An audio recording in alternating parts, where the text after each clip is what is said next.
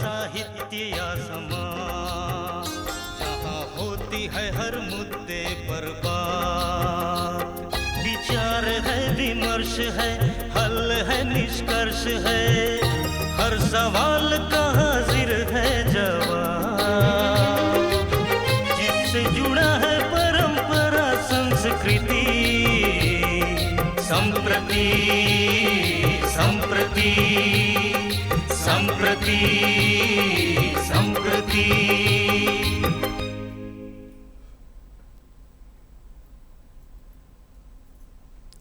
दर्शकों नमस्कार। संप्रति में आप सबों का बहुत बहुत स्वागत है।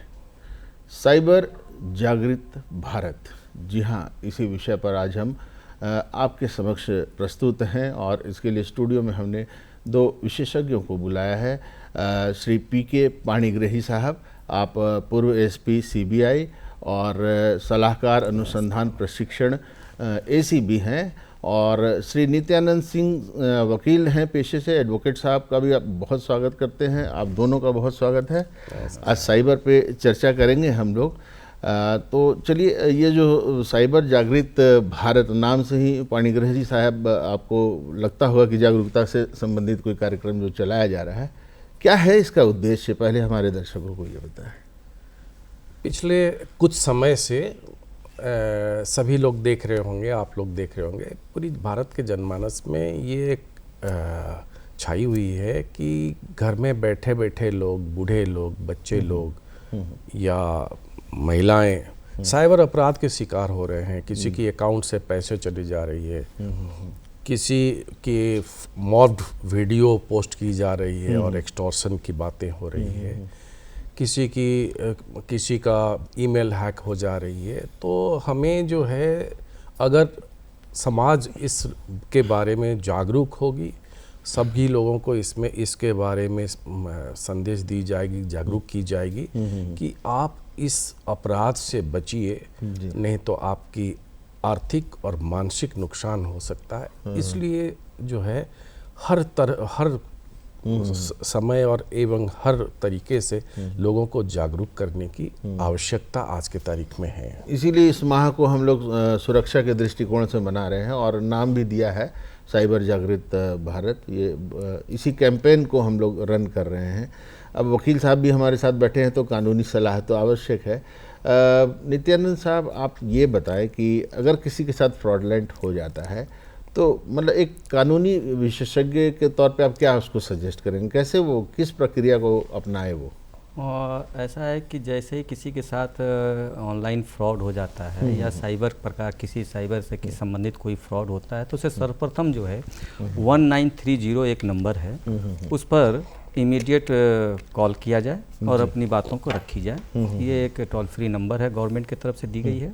इस पर कंप्लेंट डालने से पैसा का मूवमेंट जहां हुआ होगा, मतलब आपके अकाउंट से निकलकर कहीं दूसरे अकाउंट में ऑन वे भी होगा, तो वो वहीं पर स्टॉप कर जाएगा, फ्रीज कर दिया जाएगा और फिर आप कोर्ट के प्रोसेस से उस पैसे को वापस ले सकते हैं। अच्छा, पहला तो ये काम कर देना है, तुरंत से इमीडिएट कर देना है।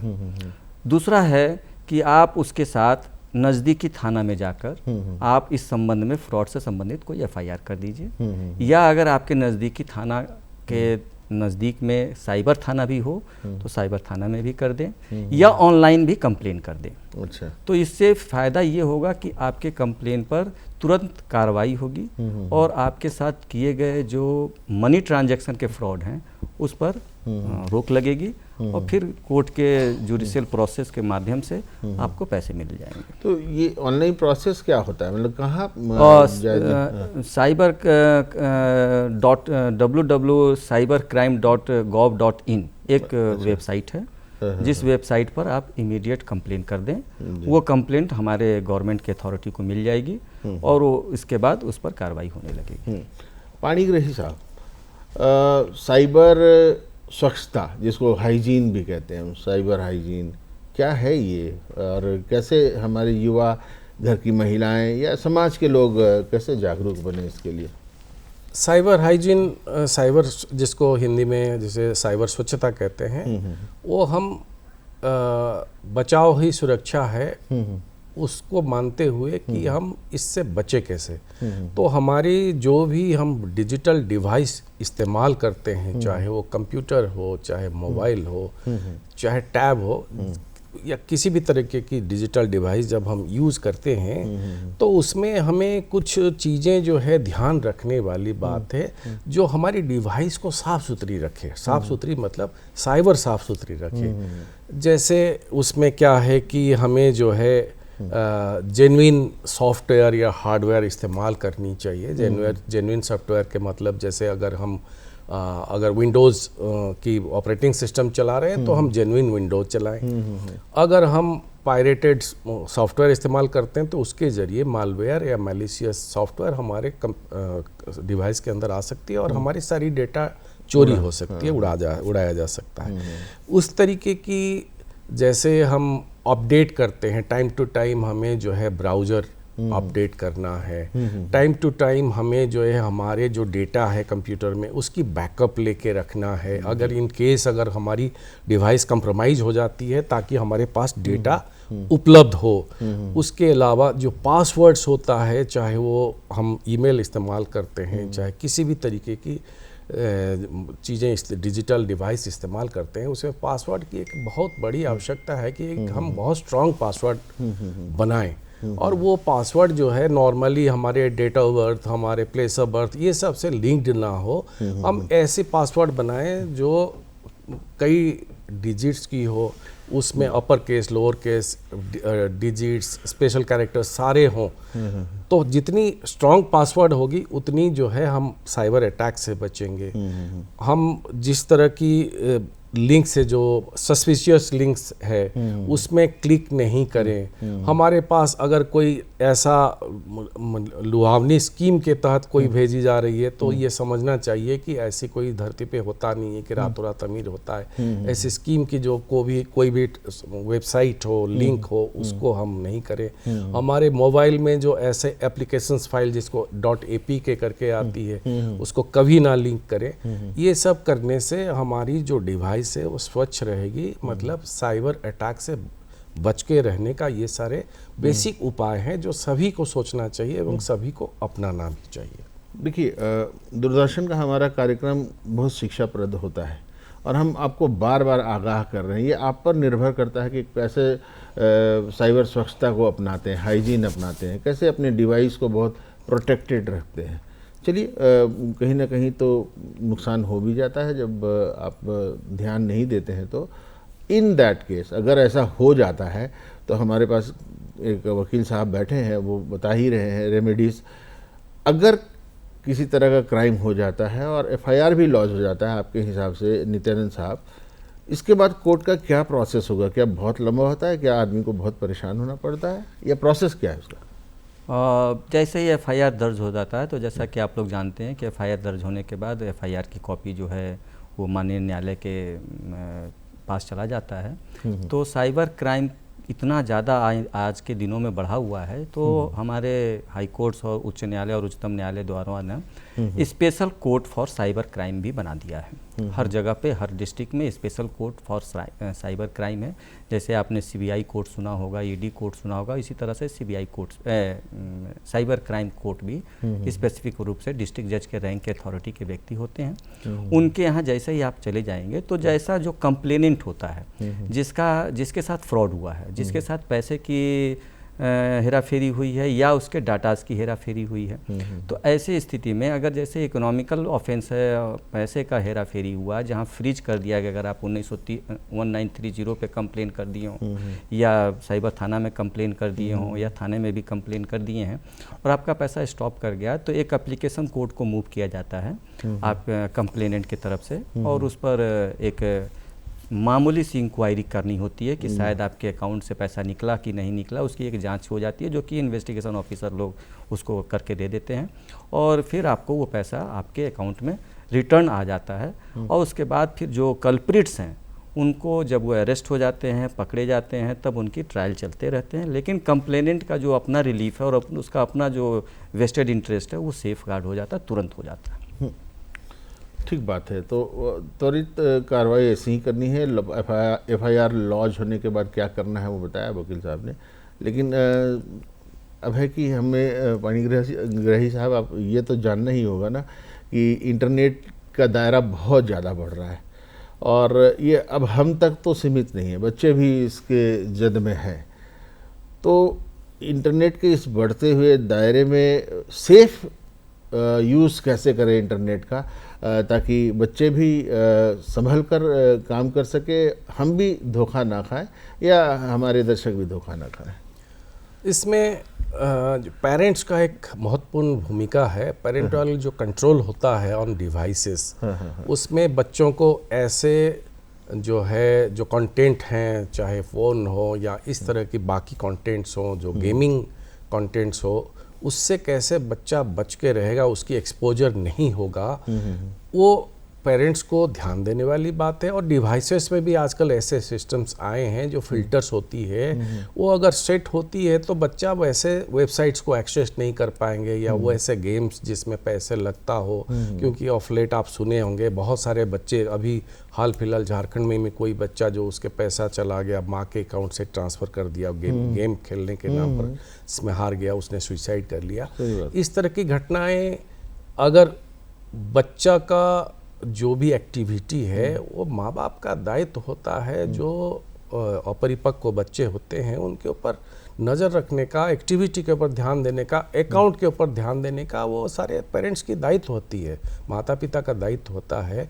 तो बच्चों को उससे बचा के रखना है। ये केवल आर्थिक रूप की बात नहीं, आर्थिक क्षति की बात नहीं है। इवन ऐसा होता है छोटे बच्चों के साथ जो है, आप लोग, मैंने जो भी पेरेंट्स हैं वो नहीं जान पाते हैं, वो ऐसे ऐसे साइट्स देखने लगते हैं, उसके बाद वो शिकार हो जाते हैं, जिसको जो है चाइल्ड पोर्नोग्राफी में उनको ले जाया जाता है, साइकोलॉजिकली उनको एक्सप्लॉइट किया जाता है, लड़कियों को उसमें एक्सप्लॉइट किया जाता है। तो ये एक सामाजिक असर भी होता है फैमिली के ऊपर या परिवार के ऊपर भी। तो इससे बच के रहने के लिए जो है माँ बाप का ये बहुत बड़ा दायित्व है। और साथ में टेक्नोलॉजी भी है कि हम बहुत सारे वेबसाइट्स ब्लॉक कर सकते हैं, जो एक्सेस बच्चा को नहीं करना है वो हम नहीं करें। उसके अलावा जो डिवाइसेस हैं, डिजिटल डिवाइसेस हैं, वो कहीं ना कहीं बच्चों के मानसिक रूप से उनको जो है विकारग्रस्त कर रही है। जितनी कम एक्सपोजर हो, जो छोटे बच्चे हैं जिनको डिसीजन मेकिंग की अभी क्षमता नहीं है, उनको डिवाइसेस की जो एक्सपोजर है, या उनके हाथ में मोबाइल जाए या लैपटॉप जाए, टैब जाए, उसकी कंट्रोल जैसे माता पिता रखें या घर में जो बड़े बुजुर्ग रखें, इसकी व्यवस्था सभी को करना चाहिए, ध्यान रखना चाहिए बच्चों को, ताकि वो बच के रहें। और जो लोग बहुत ज़्यादा डिजिटली अडेप्टेड नहीं हैं, जैसे महिलाएं हैं, मान लीजिए किसी के घर में महिलाएं नहीं जानती हैं कि OTP नहीं शेयर करना है, तो उनको बार बार जो एडवर्टाइजमेंट्स होती है, चाहे RBI की ओर से, सरकार की ओर से, घर के अंदर भी इसके बारे में चर्चाएं होनी चाहिए कि अगर किसी के साथ कहीं फ्रॉड हो गया हो, वो एक लाइव एग्जाम्पल होता है, अड़ोस पड़ोस में सबके साथ ऐसी बातें होती है, तो वो अगर घर के अंदर चर्चा हो तो मन के अंदर, जहन में ये बैठती है कि हमें ये सब अपराध का शिकार नहीं होना है। जी, मतलब अपने सामान की रक्षा स्वयं करें, सुना है आपने, कई जगह लिखा हुआ भी देखा हुआ। तो ये कहावत बहुत चरितार्थ होती है, आप पर, हम पर और सब पर। Special court for cyber crime, वकील साहब आप तो मेरा मतलब समझ रहे होंगे। जी जी। ये क्या है ये बेसिकली, और ये हमारे दर्शकों को जानना बहुत ज़रूरी है, इसके बारे में कुछ सभी व्यवहार न्यायालय जितने भी हैं, अगर झारखंड के परिप्रेक्ष्य में हम बात करें तो झारखंड में जितने भी जिलाएं हैं, सभी जिला के डिस्ट्रिक्ट कोर्ट में एक कोर्ट, जैसे पोस्को कोर्ट होता है, CBI कोर्ट होता है, उसी तरीके से एक साइबर क्राइम का कोर्ट बना दिया गया, जिसमें साइबर क्राइम के केसेस ही जाएंगे और उनकी सुनवाई होगी। साइबर कोर्ट का स्पेशल कोर्ट बनाने का पीछे उद्देश्य सिर्फ यही है कि साइबर क्राइम से पीड़ित जो हमारे लोग हैं, हमारे भाई बहन हैं, उनका न्यायालय में जल्द से जल्द त्वरित न्याय मिल सके और उनके साथ हुए अपराध का सजा व्यक्ति को त्वरित हो जाए। इसलिए स्पेशल कोर्ट बनाया जाता है। स्पेशल कोर्ट डिस्ट्रिक्ट जज के रैंक के व्यक्ति होते हैं जो वहाँ बैठकर उसका ट्रायल करते हैं और उसमें त्वरित न्याय भी मिलता है, त्वरित विचारण भी होता है, त्वरित ट्रायल करके उनको सज़ा भी दी जाती है। तो यही स्पेशल कोर्ट है जिसमें हम लोग साइबर क्राइम के अपराधों को, लेकिन साइबर क्राइम होने के साथ ही आपको वो सारे दस्तावेज, वो सारी जानकारियाँ हमारे साइबर थाना को या हमारे ऑनलाइन कंप्लेन में वो जिक्र करें जिनके साथ पीड़ित हुआ। छिपाए कोई चीज़ नहीं, अपने अकाउंट ट्रांजैक्शन के बारे में, अपने डिटेल्स के बारे में, अपने जो ईमेल के द्वारा या फेसबुक के द्वारा जो घटनाएं घटी हैं उसकी जानकारी दें, ताकि हमारे जो इन्वेस्टिगेशन एजेंसियां हैं वो उसकी त्वरित जांच कर पाएँ और उसके उनके पैसों का बचा सकें। जी जी जी। प्रसन्न बाबू, एक ज़रूरी चीज़ ये पूछना है, हम आए दिन किसी न किसी फ्रॉडलैंड के बारे में सुनते हैं। मतलब हमसे बहुत अधिक स्पीड में अपराधी बढ़ रहे हैं और कुछ ना कुछ ऐसा कहीं ना कहीं कांड कर देते हैं वो, और उसके बाद फिर पछताता है इंसान। तो किन प्रकार की समस्याएं आती हैं, टाइप्स ऑफ जो क्राइम होता है, वो अगर वो आप सिलसिलेवार तरीके से हमारे दर्शकों को बताएं तो वो सीधे सीधे उससे बच पाएंगे। देखिए, हमारे समाज में एक मनुष्य के ऊपर लोभ एक ऐसी चीज़ है, लोभ के कारण बहुत समय में आदमी इस तरह की प्रताड़ना का शिकार होता है। अब जैसे कोई भी व्यक्ति वो चाहता है कि मुझे धन मिल जाए अचानक, अगर उसको कोई कहता है कि आपके मैं शेयर में पैसे इन्वेस्ट करवा दूंगा, आपको 3 साल में पैसे डबल हो जाएंगे, या इस तरह की बातें वो कहता है जो विश्वास योग्य नहीं होता है, तो उस तरह की लुभावने स्कीम के अगर कोई दे रहा है तो उसमें कभी नहीं जाना चाहिए। उन लोगों को उसका शिकार नहीं होना चाहिए। आपके घर के पास बैंक्स हैं, पोस्ट ऑफिसेस हैं, यहाँ म्यूचुअल फंड के ऑफिसेस हैं, शेयर ब्रोकर्स के ऑफिसेस हैं। आप कहीं भी जाएं, अगर आप अपनी कष्ट अर्जित धन को इन्वेस्ट करके रिटर्न लेना चाहते हैं तो कई जगह पूछें, तभी जाके होगा। होता क्या है कि पैसे एक बार जब मेरे पास से कोई साइबर फ्रॉड पैसा मेरे अकाउंट से ले लेता है, उसके बाद वो बहुत क्विक सक्सेशन में बहुत तेज़ी से उसको लेयरिंग करता है। वो क्या करता है कि कई वॉलेट्स में ट्रांसफ़र कर लेता है, कई अकाउंट्स, जिसको म्यूल अकाउंट्स आजकल कहते हैं, छद्म अकाउंट, किसी गरीब व्यक्ति का अकाउंट ले लिया, चाहे जनधन अकाउंट ले लिया, और उसको बोला कि तुम्हें कुछ पैसे दे देंगे, उसकी अकाउंट इस्तेमाल हो जाता है। तो कई लेयर में जब पैसे ट्रांसफ़र हो जाता है, उस पैसे को रिट्रीव करना, रिकवर करना और उसकी जो विक्टिम है उसको पैसा लौटाना एक काफ़ी मुश्किल वाली बात होती है, क्योंकि वॉलेट्स भी हैं, लोगों के वॉलेट्स में पैसे चले जाते हैं, UPI ID से चले जाते हैं।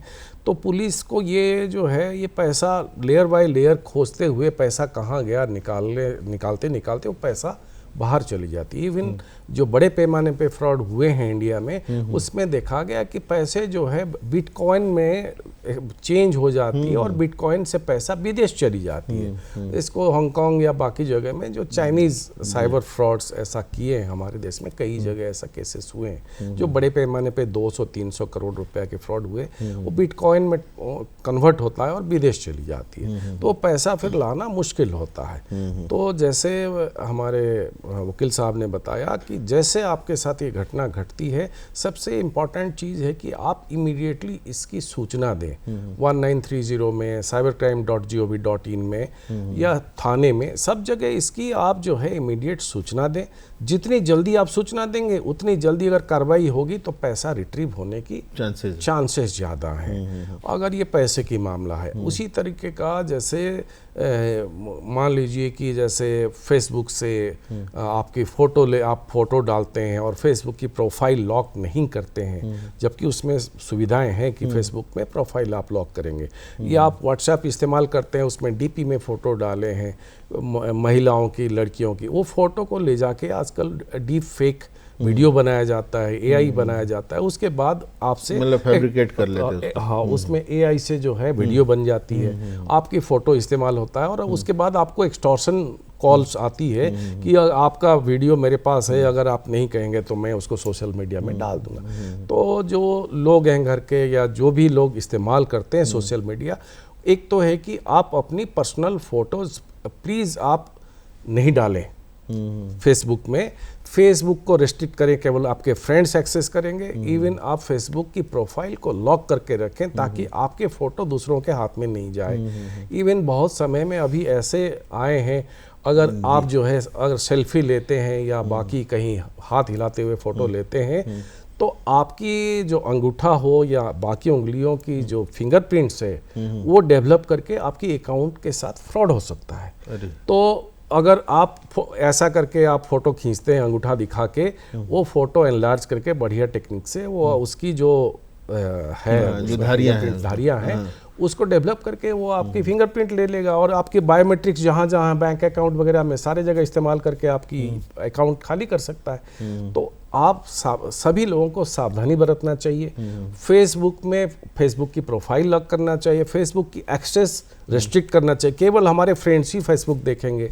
उसी तरीके की आपकी जो डीपी में आप फोटो लगाते हैं, आप अपनी पर्सनल फोटो नहीं लगाएं, क्योंकि फोटो आप जब लगाते हैं उसमें फ़ोटो में आइरिस होता है, आइरिस स्कैन भी हो सकता है, उसको एनलार्ज करके आपकी बायोमेट्रिक्स चोरी हो सकती है। तो ये चीज़ें जो है जब तक हम ध्यान देते रहेंगे तब इस सब से बचते रहेंगे। लोगों को यही रिक्वेस्ट है कि आप प्लीज़, अब होता क्या है कि कई ऐसे जगह में हुआ है कि अब पूरी फैमिली गई हुई है कहीं आउट स्टेशन, मान लीजिए कि हांगकांग गए हुए हैं, ऑस्ट्रेलिया गए हैं, और वो डे टू डे बेसिस पे फ़ोटो पोस्ट कर रहे हैं। मान लीजिए इंग्लैंड गए हैं, वहाँ आज हम गए, स्कॉटलैंड गए, फ़ोटो पोस्ट कर दी।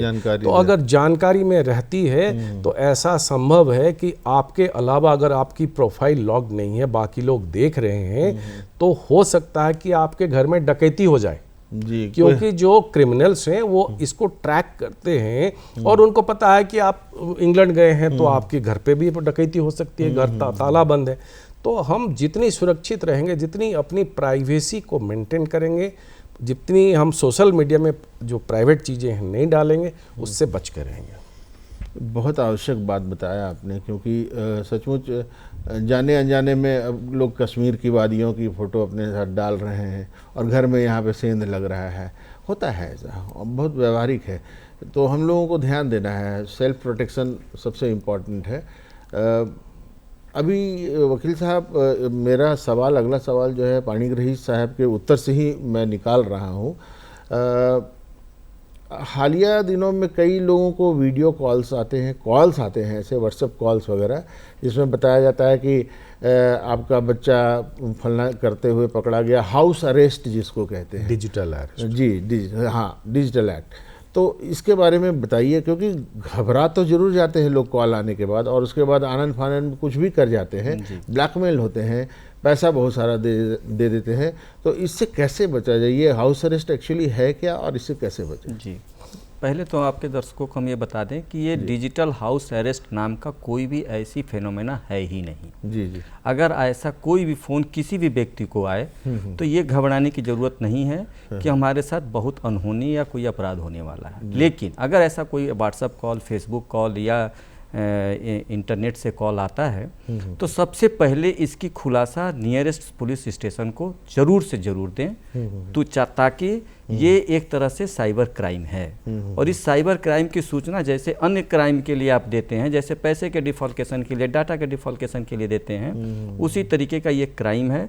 और इस क्राइम की सूचना अति विलंब न करते हुए जितना जल्दी हो आप नियरेस्ट पुलिस स्टेशन को या सीनियर अथॉरिटी आप पुलिस ऑफिशियल्स को ज़रूर दें, जिसकी जांच होने पर पता चलेगा कि आपके साथ ये साइबर क्राइम का घटना घटने वाली थी। इसमें नॉट ओनली बच्चे, लड़कियों के साथ भी इस तरीके से हो रहे हैं। बच्चियों का भी फ़ोटो, जैसे सर बता रहे थे कि फ़ोटो उनका लेकर उनको नेकेड फ़ोटो बना देना, उसके बाद उनके साथ किसी प्रकार का ब्लैकमेलिंग करना, उनको घर से नहीं निकलने देना। तो यहाँ हम एक आपके साथ, आपके प्रश्न के उत्तर के साथ एक जोड़ेंगे कि यहाँ पे पेरेंट्स का बहुत बड़ा दायित्व है। जैसे ही इस तरीके का टेलीफोन या फ़ोन कॉल्स या नेट कॉल्स आए तो पेरेंट अपने बच्चों के साथ एकदम फ्रेंडली बिहेव करें, उसके साथ गॉसिप करें, उनको जानकारी लें और उस जानकारी को हमारे। लेकिन वकील साहब, कई दफ़ा तो ऐसा होता है कि पेरेंट्स के पास ही कॉल आ जाता है और पेरेंट्स खुद घबरा जाते हैं। अगर पेरेंट्स भी घबराते हैं तो उनको यही सूचना हम दे रहे हैं कि इस प्रकार की कोई चीज़ों से हरास ना हो, किसी प्रकार का कोई हैजी ना हो, तुरंत इसकी सूचना पुलिस ऑफिशियल को दें और इसकी जांच होगी, और जांच होने पर आप इससे सुरक्षित बच पाएंगे। जी, आपने तो सीबीआई में बहुत करीब से इन चीज़ों को फॉलो किया है और ज़रूर किया होगा, लेकिन अपना प्रदेश जो है झारखंड, इसे आप इस मामले में कितना सिक्योर्ड मानते हैं? क्योंकि यही जामताड़ा भी होता है, यही बहुत सारी बातें होती हैं। तो हमें ये ज़रूर जानना है कि झारखंड की क्या स्थिति है अभी। देखें, ऐसा है, हमारे देश में साइबर क्राइम की पायोनियर जो स्थली है वो जामताड़ा है।